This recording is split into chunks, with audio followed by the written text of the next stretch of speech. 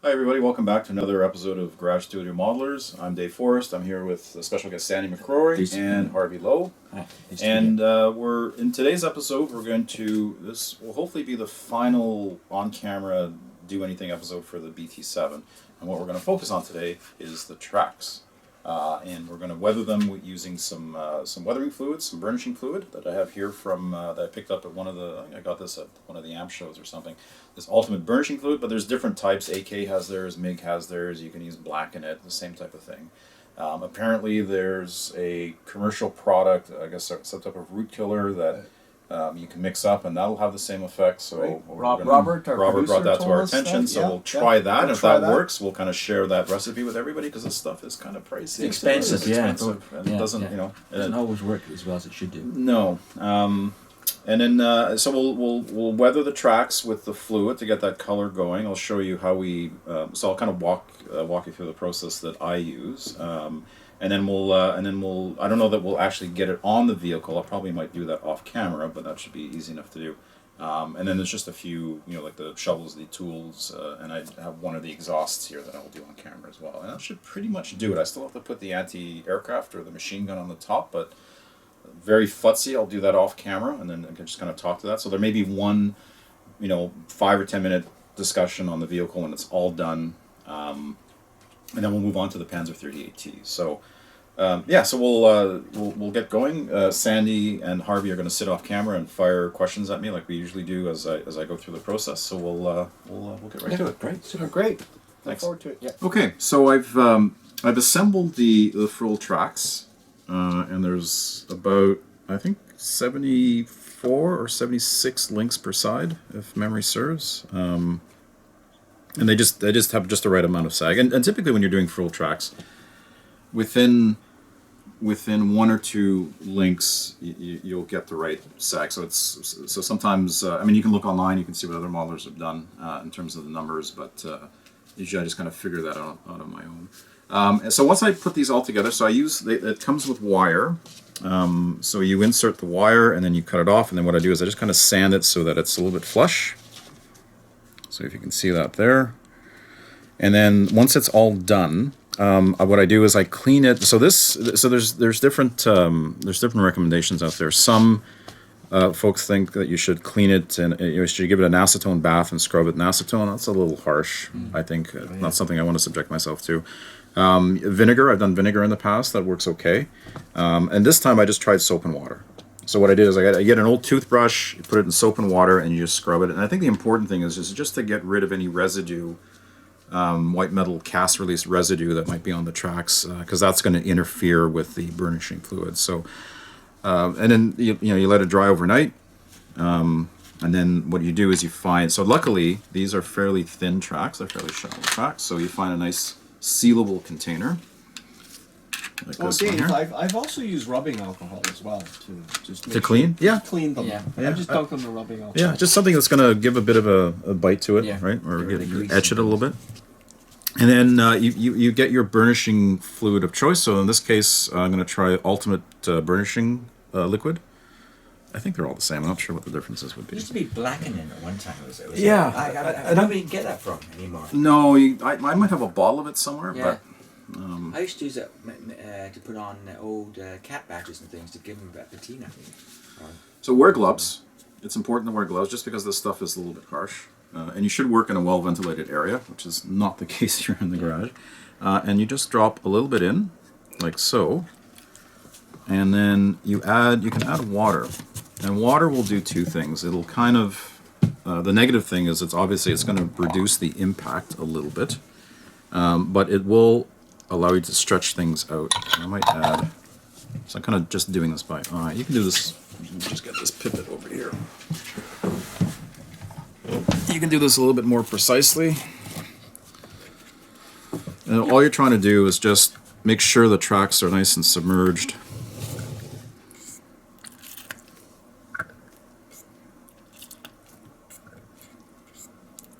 Dave, for some of the viewers that haven't used this stuff, and Sandy, you're here too, you wouldn't reuse the liquid after it's Yeah, done. I have. Have you? Yeah. Yeah, as long as okay. You can. Yeah. there is a shelf life Yeah. on it. So it's only effective for so many goes. Yeah. So after a while, you kind of have to get rid of it. So as long as it's doing something for you, you can use it. I've just strained it and put it back in the bottle again. I've dumped the whole bottle in there, and just after it's. And you can see it's already starting to have an impact here. Right? So you get.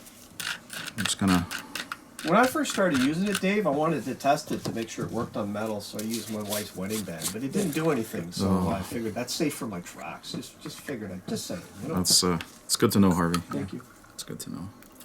Poor Shirley. She deserves a Nobel Peace Prize for dealing with you. She really does. I think all spouses and partners and wives deserve that. Some more than others, as it turns out. So then seal it up. So that's why it's important to do it in a sealable container and just give it a little shake. Oh, okay. And the reason for that is just to get all the air bubbles out. Make sure that the liquid is making contact with all, so the links will kind of move around, and they'll kind of manipulate, and then it allows it to get it in between. That's a good idea, Dave. Right? Yeah. Just give it a little shake. You wouldn't use that container for your salad lunch tomorrow, now, would you? No, you wouldn't. The wife might. The wife might, yeah. No. So Now, let's see. how long would you let it settle in there for, Dave? They say you can already see the color. So the liquids change from like to like kind of a green brown color, and you can see that there's already a nice effect. So that didn't take very long at all. That was like maybe 90 seconds in there. They say leave it in for as long as 10 minutes, but Now, the longer you leave it in, the darker it gets. the darker it gets. Yeah. But again, the effectiveness of the liquid. So I think the liquid only has so much darkening or burnishing it'll do, and then it just becomes it's not effective after that. And I've had that happen where I've used stuff and it's just stopped, and I've had to top it up with something. So let's give it another shake. Now, you use those are fruit tracks again, right, Dave? Yes.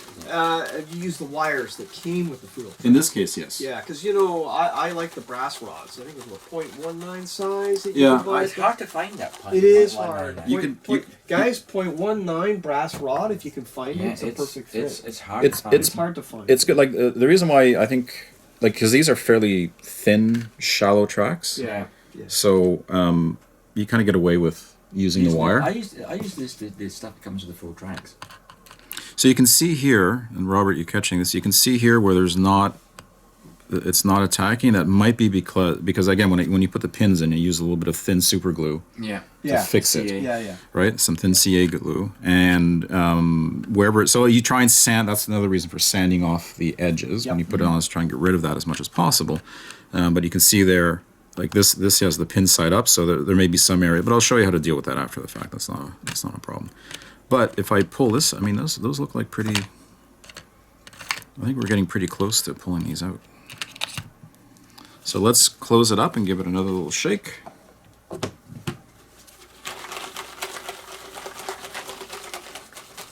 the nice thing about doing this is that you can use a minimal amount of fluid. But I still have, if you look at what's left in the jar, there's a fair bit left. That's a nice sized bottle as opposed to the AK ones you get. That's right. It's just It's not a lot. Yeah. And Robert, I don't know. So if you look at the spare tracks on the vehicle here, so these are spare full tracks that. So instead of the kit will provide spare tracks here, and there's a couple of pins that go in to kind of secure to the mud flap there. So that's using the same method. So that's kind of the look that we're going for there. There's nothing like the full tracks, especially on like a T-34 or a Tiger. Because you see it. Like there's nothing covering it. Yeah. Like I know you're working on the Matilda. Well, the Matilda, I had the full tracks, but basically I end up using the Lincoln length because you only see a small part of it, and I think I keep the fulls for something like a British medium tank or early medium tank, where you see more of them. And they are expensive, but they're worth it. They are, yeah. But they are. I think that there's one thing that really, yeah, I think that looks pretty good. I think that's as dark as we're gonna get. And you can see that the liquid, like all of the blue color in the liquid's gone, and you can see there's kind of like this rust residue. Yeah. Right. So I think that's as far as we're gonna get. So what I like to do is you pull these out and you just dip them into a thing of water. So again, don't touch these. Like, it's important to use gloves,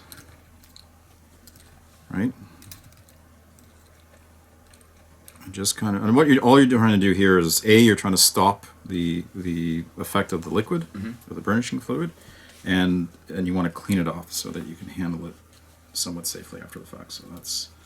So we'll just put it on a paper towel, and we are done. So we'll seal that up.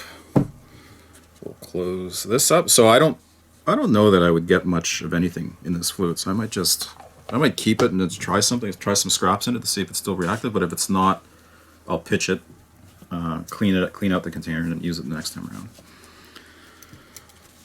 But going back to the point on using, what do you use, the wire or do you use the pins or separate, more rigid rod or pins? To me, I think that comes down to how wide are the tracks. Like if you're doing a panther or tiger, I don't know that I'd use the wire, right? I find it's easier to assemble the big tracks, and you're assembling the small tracks. They're more fiddly. You can put for example, Churchill tracks go together very, very quickly, whereas some like a little R35 tracks they seem to take forever. So let's look at these. So they're still wet. But so if you take a look at, so you can see there's some areas like here and over here where it's still, you can still see the base metal, and what's happened there more than likely is that's CA glue that's gotten on. Yeah. But that's why so what we'll do is we'll touch up. So I like to use like a dark brown paint. So this is the Vallejo German Camel Black Brown. So it's a great color. That's you can use it for chipping as well. For chipping, but it's also good for touching up these tracks. So that's what we'll do. So we'll let this dry. So we'll kind of take a bit of a pause here, let it dry, come back, and then I'll show you how to touch this up, and then we're going to start working in some pigment. So again, so this provides a good base for the weathering process to come, but you want to incorporate it with what's happening on the vehicle. So you want to go back to your same pigment mix that you've used on the rest of on the road wheels and on the horizontal surfaces and on the sides of the hull and whatnot, and you want to get some of that into these tracks. So we'll do that. So we'll do some touch-ups, and then we'll do some pigments, and then we'll give it a bit of a sand here just to bring some of the raised edges out. But we'll walk all through that shortly. So we'll let these dry, and we'll come back and we'll start doing some touch-ups. Okay, so the tracks have dried pretty much. It doesn't take very long. And then what I'm doing is I'm just taking some of this German Camel Black Brown, and you can see here, I'm just with a thin brush just kind of touching it up. And I think the Vallejo, these vinyl acrylics, I think they're good to use. And the reason is that they're a little bendy, so if the tracks manipulate, the paint's not going to flake off. So all I'm doing is I'm just finding bright spots. And you can see here there's a nice variation. Like as this thing dry, like maybe it's still a little bit wet, but dry enough for us to start putting some paint on. And you're just, again, this is going to get covered by some mud, or some pigments rather. And you're just trying to get rid of the obvious spots of white metal.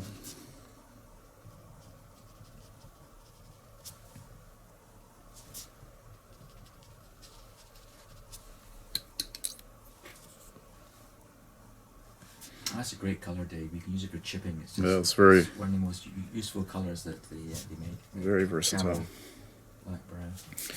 It's kind of and they're great because you never want to paint anything. Like I use this for tools. Yes, I do as well. For shovels, even on gun barrels. Yeah. And then you use the graphite. So something different. It's not like this or a dark gray. Mhm. So you're just kind of working your way. And you can actually spray that if you thin it down with the with water or with the AK thinner. You can actually spray it. Or you Yeah, I don't. I find, you know what I find works well with these paints is the leveling thinner. Oh, that works. Yeah. The Gunzy leveling Yeah, thinner, you can use that. It's fantastic. which is surprising, but I read about it on. I think it was on the Modeling News. Somebody had done it there, and ever since then. You can use leveling thinner on pretty well all the colors. Yeah. Yeah, it's it's funny. Like sometimes I think I've tried it in the past. Like it doesn't work on every single. Like there's times I've had it where it just gunks up the paint. What kind of paint are you mixing it with then? With this stuff. Oh, with the Vallejo. Yeah. Yeah. Yeah. I haven't tried it yet, but I'm going to try to use the leveling thinner with some of those Italeri colors that are a little harder to get in Canada. But I've got a bottle. I'm going to try it with that. I haven't tried it yet. I know still that works stick out. to mainly to Tamiya because Tamiya, yeah. you never. Yeah. It's always just a good quality paint. Yeah, you know what? I'll try different things as they come out. Like AK has those new acrylics that are coming out that are supposed to be. Yeah. I'll try those, but I'm a model product junkie. Yeah. Yeah. But but a lot of people like Sandy, I know you like your Tamiya paints. I like Tamiya paints and Sandy loves his NATO green. NATO green. NATO yeah. green. Very Hey, rare in the Sandy's world. I like NATO Sandy's go-to color for just about Exactly. everything. You can His do house is painted NATO You can green. do anything with NATO green. I've used NATO green on Japanese Yeah, aircraft. yeah. And you can mix it with a yellow to make it lighter or darken it. It's fantastic. So I'm just going this is a very random process, right? You're just kind of going through and just finding all of the bright spots and just kind of cutting them down with the brown paint. Dave, another technique I use is I take a sponge and I take different colors where you're doing it in this process. I might use some dark reds. I might use some Dunkel Galb. It looks horrible On a on the track. Oh, that's good. like on a full tracks? On Like the I fe- fruit tracks. Really? And then I blend them with an airbrush, so it gives you that little mottling and dirty look. See, I might do that on plastic tracks, but I just find, because you make an investment with the burnishing fluid, That's and true. you're covering I it all can up. see You know what I that. mean? Like, Yeah, I don't can see know. that. And the But full definitely, tracks. I've used something similar on plastic tracks.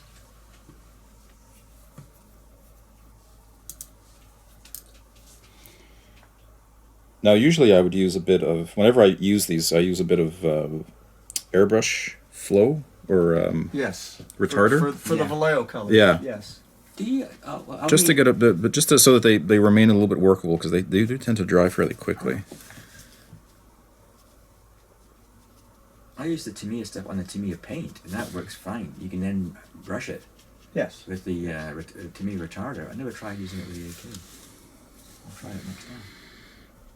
But I use the Vallejo one. There's Okay. There is a Vallejo one. Oh, okay, I yeah, wasn't aware of but that. it's There's also It's a I believe retarder. there's a Vallejo retarder too, yeah, there is. and I like to add that when I Yeah. paint figures.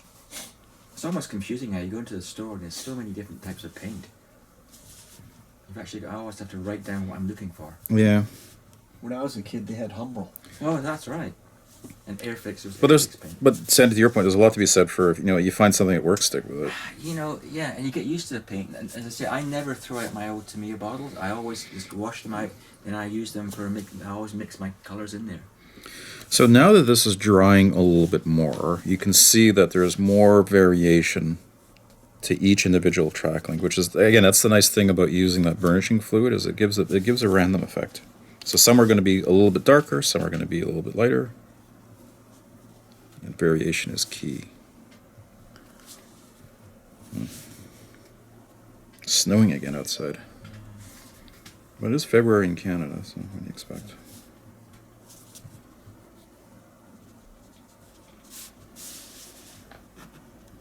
So when I flip it over, there's a bit of a hollow in the kind of the guide horns.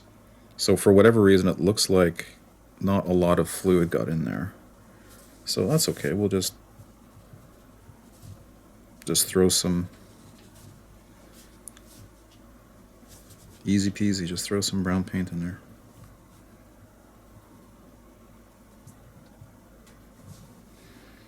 And again, that'll get covered up even a little bit more when we start using pigments.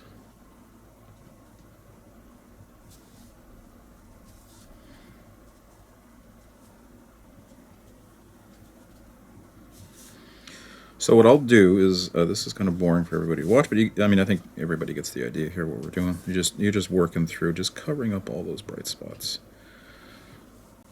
Okay, so we've touched up all of the bright spots with the Germo Camo Black Brown. Now we're going to start working in some pigment, and again, it's the same. You go back to the same mix that we had for the vehicle. Let's maybe put this one. Let's focus on doing the inside of the track, and all you're doing is just stippling in, kind of just and this, you kind of depends how dirty or how much you want to build this up. How much mud and dirt do you want on your tracks? Dave, is there a reason why you choose a lighter mud as opposed to a darker mud? Yeah, dry. Because this would represent a dried mud. Okay, but you could use the darker mud. You could use the darker mud, but I just kind of throttle that with the with a darker wash, like a dark brown. Right. But yeah, you can use it. You can use all kinds of whatever color looks right to you. Fix that, Dave, after, or just leave it on? No, I'm gonna fix it. So all I'm doing right now is just getting the. And you can see I'm not using a ton of pigment.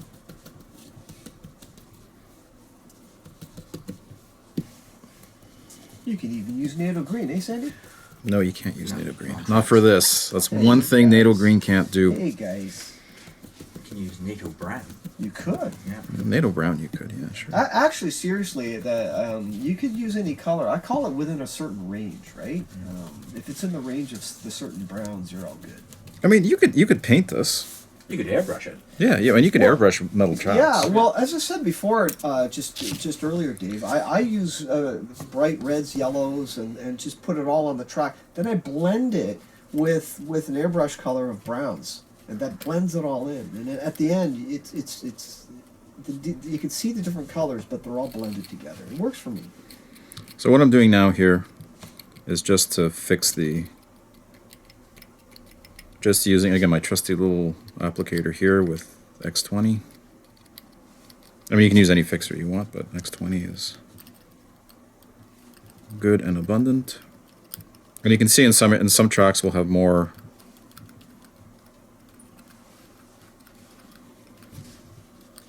You go back and just touch up in areas. And again, with capillary action, this will just. That's just X20, isn't it? Exactly, yeah. The thinner, so people know. Yeah. Yeah, the Tamiya X20 thinner.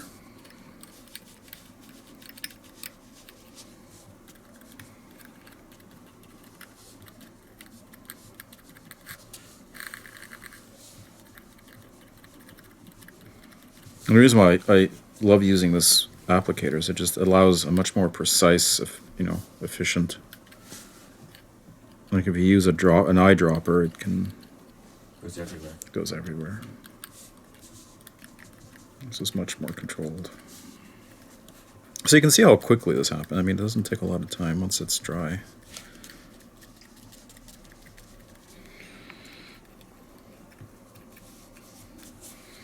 So I think that looks good. A little bit more here.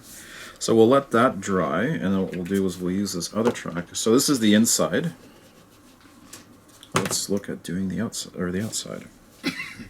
So this will be a little bit trickier to work with because you have these guide horns on the other side, but same process. You just kind of start at one end and just. Now here, you might want to. There's an argument to be made that you might want to apply just a little bit more than you would on the inside, just because this would, like the road wheels. And what I might do here is just because of the awkwardness of I might work in smaller sections. Sorry, Robert.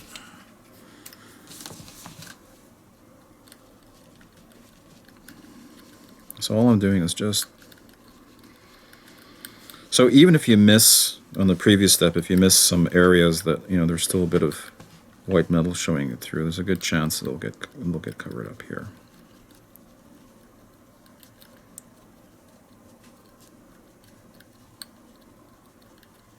So all I'm doing is just getting this on, and you can see how quick and efficient this process is. So we'll put that down, and we'll go back and just start. So very easy. Nothing better than doing modeling work with a couple of good friends on a Sunday, A snowy Sunday. on a snowy Sunday morning. In Toronto, Canada.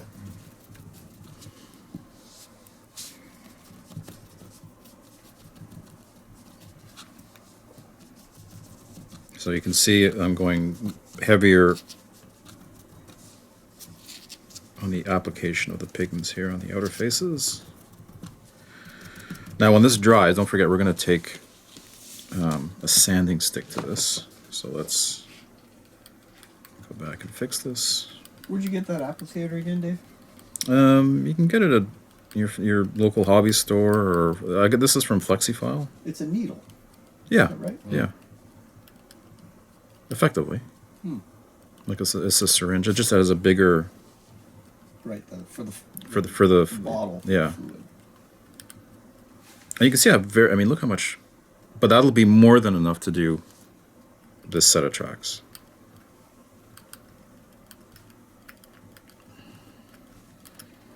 So I'm just kind of randomly just applying it, and it just kind of sucks into everything around it. And I'll go back and where it maybe hasn't. There you go. And we'll just kind of work away. So just take some. That's why it's good to work on like a tissue paper of some kind, just so that you can go back and pick up. So how long would you work on that track in terms of like from start to finish? A couple of days, a couple of hours? Right? Yeah, it took me like I think it took me a couple of evenings to get all the tracks together. Yeah. And then, but I haven't done anything on them, and washing them and all that, and then just to get to the point where we were for filming here. Do you want some advice, Dave? Yeah. I'm looking at how long it's taking you to do this. Now I'm looking in your garage here at all your armor kits. So you do the math. I think it would probably take you, 30, 40 years maybe to do all the tracks on these tanks that you have in your garage, Dave? Huh? If you look at it that way, it becomes hopeless, but. If I was retired, like some people here. Well, yeah, I have other I things might as have. well. It's Yes, Andy, you're retired. yeah, but I've got babysitting and things to do. No, it's a tough life. I'm intensely jealous. Sandy always reminds me whenever he gets the chance to. He says, "You know what I miss about work?" Absolutely nothing. There you go. Absolutely nothing. Perfect. Well, in all seriousness, I was kind of jesting, but sometimes you want to make sure that you don't spend too much, because what you're doing here, Dave, is pretty quick. You don't have to be finesse and spend weeks on this, No, right, you guys? don't. No, you don't. They are tracks, and They're just tracks. yeah. You're going to be covered with dirt now. But there's, and I think we were talking about this yesterday. You weren't with us, Harvey, but too much is too much. Yeah, yeah. Like sometimes less is more, in terms of the effects that you do on a vehicle, and Yeah. like if you try and apply every single effect. Are you guys like me, where the harder thing is when to stop? Yes. Exactly. Yes. Right? Like, when do you stop? Exactly. And then after a while, I get bored with it. I mean, Yeah, yeah. okay, I spent the last month building this model, so let's try. I've got a bunch of other stuff I want to build, so you run out of interest. You know, on the topic of filters, true. If you apply too many filters, you lose the Yeah. effect. Exactly. Everything. It becomes a You bland. lose the effect. Like you may want to do, like if there's a particular effect you want to do, like maybe just do it on like a toolbox or Yeah. something. Just because Yeah. if you do every effect on every part of the Yeah. vehicle, you're gonna It's busy, yeah. you lose it. As we were talking about earlier on, most of these vehicles didn't last very long. They didn't, And modern vehicles, as we said earlier on, they're $1 million investment. They're looked after every time at Bovington. When I used to go to Bovington, every time the vehicles would come off the track, off the areas, they'd be all hosed down. Well, yeah, but they do get. I mean, you look at vehicles and maneuvers; they get pretty Yeah, dirty. So yeah, from a of mud, course, but yeah. but eventually they get clean. Yeah, the so it's just a high-pressure matter of hoses that clean everything off the tracks, everything off. But you can see here. So this is dried now, or starting to dry. You can see so it looks really nice. Like if you look at, that this is all nice and dry, and you can see that there's different, from track to track. So that's turning out pretty good. We'll let this. So I think we'll. I'll do the other sides off camera real quick, and then we'll kind of let it dry. And then I think at that point we're ready to start taking a sanding stick to the outside raised edges of the outer tracks.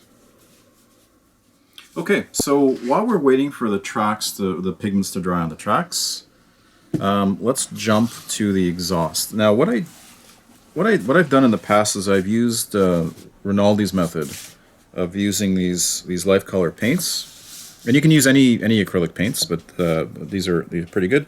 And what he does is he paints it in a dark color.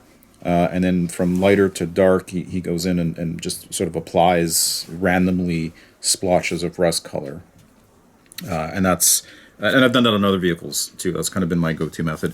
And what I wanted to do here was just change it up a little bit, where I've painted it a light gray and then I've chipped it. So I painted it with like a blue gray. So I've got this, and it's just whatever you have in your stash will work. So this is kind of a pale blue gray, and then I've used again that same chipping color that we used to touch up the tracks to kind of just create a bit of a variation here, just something different.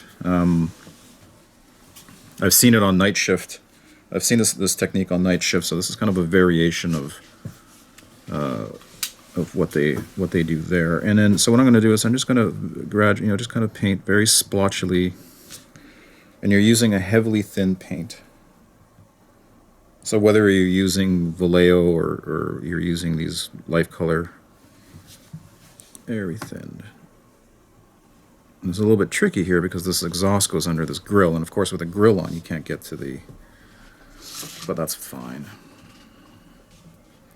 I'm just kind of applying splotches of color. Very simple. And so I'm going to manipulate this a bit to make sure I get all around it. It's thin, but it's not a wash, right, Dave? It's thin. No, you're just kind of doing it like it's like a splotchy wash, I guess. Watchy. Just to make sure you kind of get it everywhere. And this stuff dries pretty quick.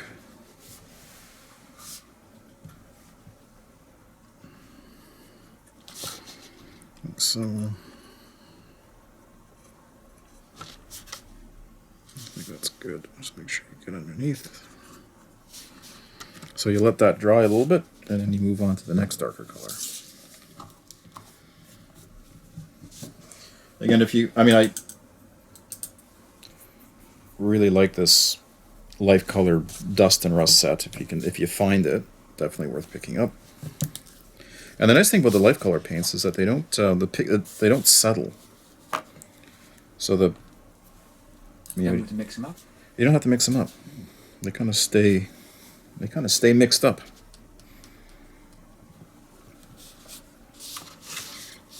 And then, with the next color, just kind of,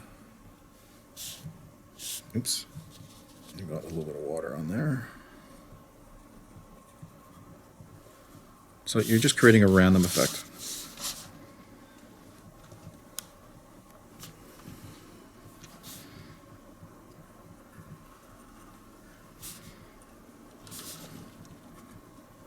And it's good if you you don't have to cover everything. You're just kind of,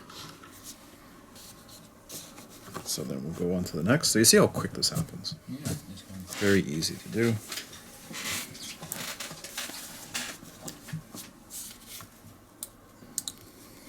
And if you haven't seen, I can't remember if it's Alex or Martin Kovac. He has a YouTube channel called Night Shift, and he does all of these tips and techniques. It's definitely worth a look. You just Google that on YouTube and you'll find it.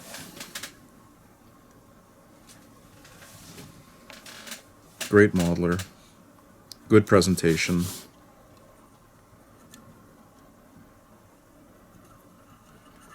And definitely, I watch it. I subscribe to it. And I get tips. I pick things up. Oops, wrong color.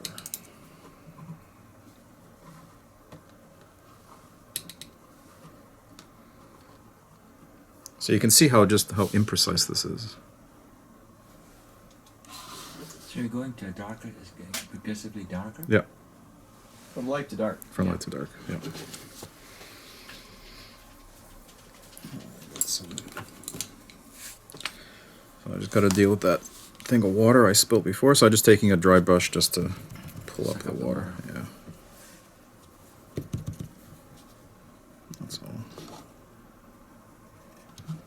can stipple it out, just kind of work it into the weathering. So let's get back to the brown, or the rust.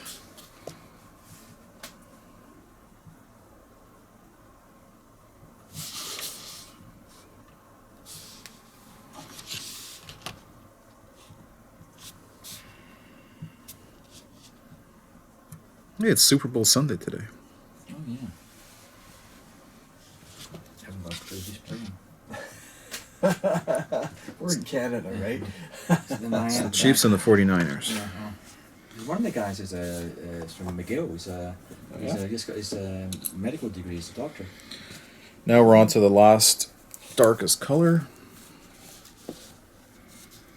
So we just pick some Hey up. Dave, you mind if I borrow that rust set? Yeah, I do. You can't have it. I think they have some approved rings, don't they? No, he bought the last one. I did. I bought the last So one. we- All of the You got the GTA. last six, we right? don't have anything Oh, okay. because he wants to compete against us and win. You gotta have your edge. I mean, right? Am I wrong? Yeah, well, it's one you can't use NATO green for. If I give you guys everything, Yeah, I'm gonna try that on my exhaust for my. of course, you can borrow this. All right.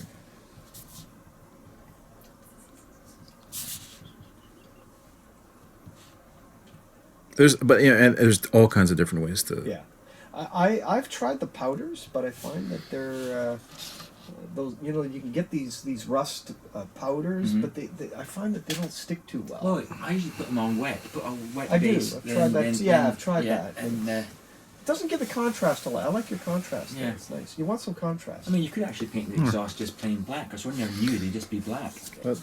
So what I'll do is I'll let that dry, and then I'll just take some smoke or like a dark brown colored pigment. So Yeah. like I have this thing that I bought like 20 years ago, or whenever Pigments first came out, this black smoke that I'll use, and just kind of get that around the around end. the exhaust pipe. And then you're done. And if you want, you can, if you want, what I might have done here is to bring it all together. If you want to harmonize it, you can give it like a slightly dark color wash, just or like a filter almost, just to bring it together, and then. But it's up to you. Sometimes I like the contrast. Yeah, it's nice to have a bit of variation on there. So that's that. So I think now we can put that aside. Put the rust colors aside, and then we can get back to our track. So it looks like things have dried pretty nice. I'd say so. So you can see, all this, leaves a bit of a mess. But then what I'll do is I'll just take a, and you can do, let's do a 400 here. And just a couple of quick passes. Let's try it and see what this looks like. Are you scuffing it so the metal shows Yep. through? Yeah. That's exactly what I'm doing. So all I'm doing is just... Now I've heard some people say, "Oh, that doesn't, that's unrealistic. That never happened." But you look at pictures, Oh, quite bright. and Yeah. it does. Especially if they're on like a cobbled stones or something, they will really be burnished. Absolutely by it. does. Let's do it. Let's do a 240 grit. I find that if it's too shiny, you don't like. You just put a bit of a Yeah. flat coat over the tracks, and you're fine. Oops. So there you go. But the camera's picking that up.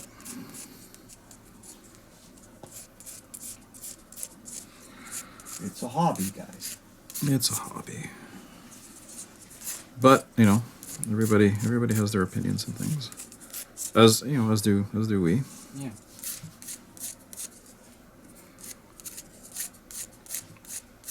Now with these tracks, they're not, the raised edges aren't as pronounced as like on Tiger tracks or Panther tanks, but you can see. Obviously, you wouldn't use this technique on rubber padded tracks. No, yeah, Right? great point. So- Yeah.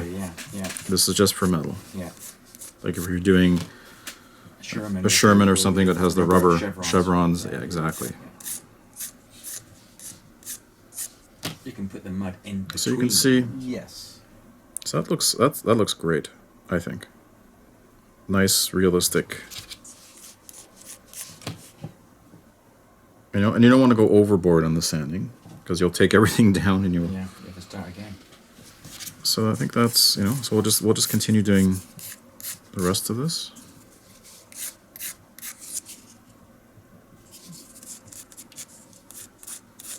And all I'm doing is I'm just, working my way along the track. And you can see how easy this is. It's not difficult at all.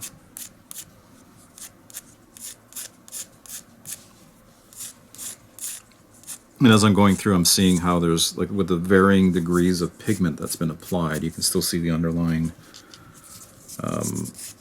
effect of the burnishing fluid, right?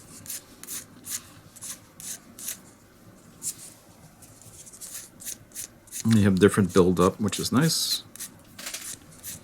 Different areas have different track build-up, mud build-up.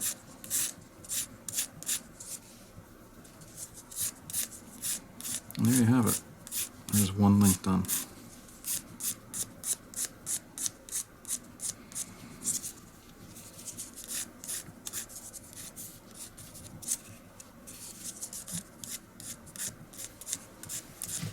And it gives just a nice, again, it just adds depth to the overall effect of the tracks.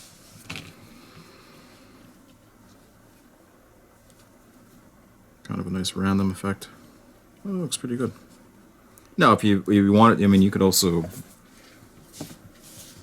These are metal tracks, so I would take advantage of the fact that they're metal. But let's say these were workable plastic ones. You can just take a pencil.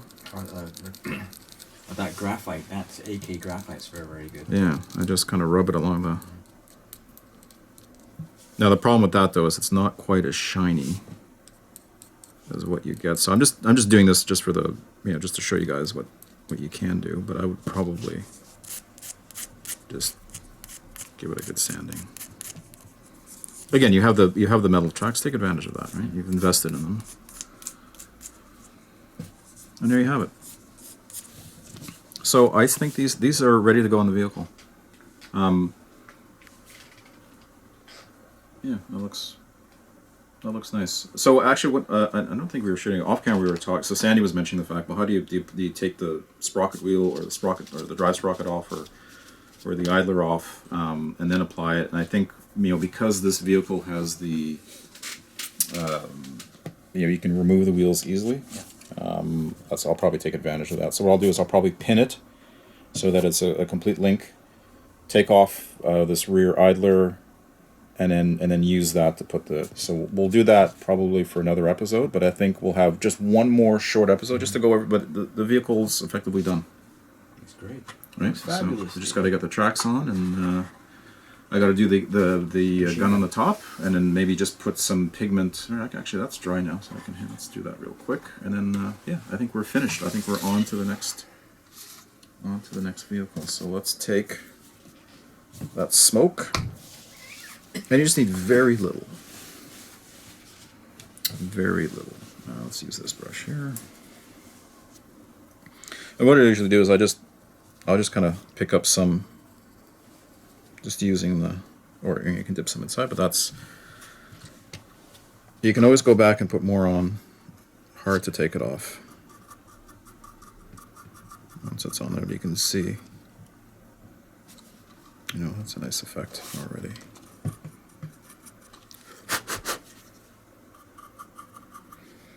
So just a hint of these things would spit out, the deep. Yeah. Like, and get it inside as well. Let's see, that's a bit much. Get some off.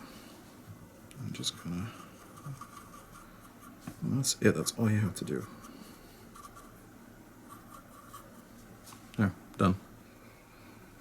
So our exhausts are done.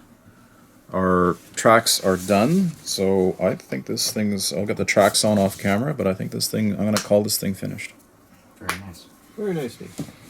And there might. Oh, as I'm looking at it, I just see a touch of where I've damaged the screen here. There's some shiny bits. So I'll go through and touch those up.